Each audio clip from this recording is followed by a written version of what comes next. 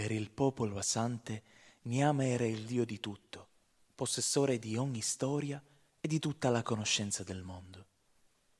Un giorno suo figlio, il dio imbroglione Anansi o Ananse, sotto le sembianze di un ragno, andò a chiedere al grande Niame quanto potesse costare la sua saggezza.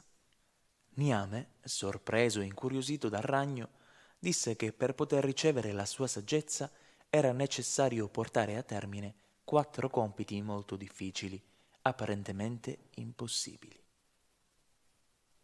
Anansi, infatti, avrebbe dovuto portargli un pitone, un leopardo, uno sciame di calabroni e una fata. Il dio imbroglione partì e si diresse verso la tana del pitone. Una volta lì, si domandò ad alta voce: «Chissà se questo pitone è più lungo del ramo di palma che pende ora sulla mia testa». Udite queste parole, il serpente uscì dalla tana e si offrì per essere misurato.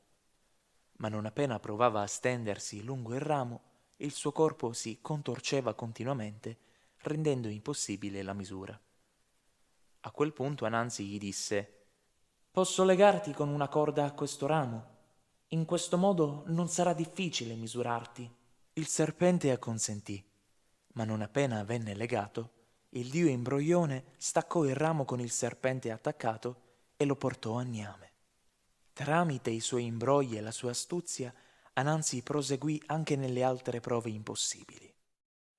Per catturare il leopardo, scavò una grande fossa che coprì con delle foglie, e non appena il feroce animale vi cadde dentro, chiese aiuto al ragno che, tessendo una ragnatela, lo portò in superficie, ma allo stesso tempo lo intrappolò e lo portò al padre.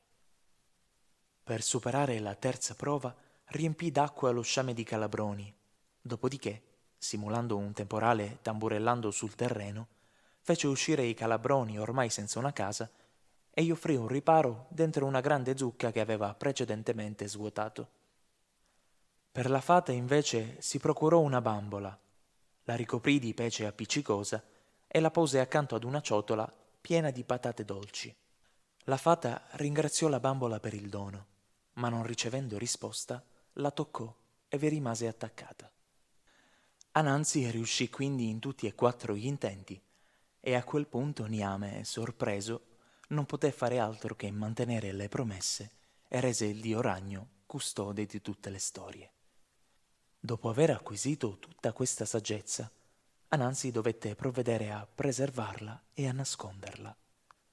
Quindi la mise dentro la sua grande zucca usata poco prima per i calabroni e, recatosi in una foresta, decise di volerla mettere su un albero altissimo dalla corteccia spinosa.